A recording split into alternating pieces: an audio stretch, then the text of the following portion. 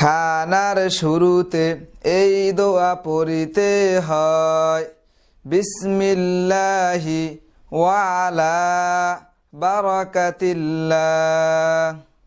খানার শুরুতে বিসমিল্লাহ ভুলিয়া গেলে খানার মাঝখানে এই দোয়া পড়িতে হয়, বিসমিল্লাহি আউয়ালাহু ওয়া আখিরাহ।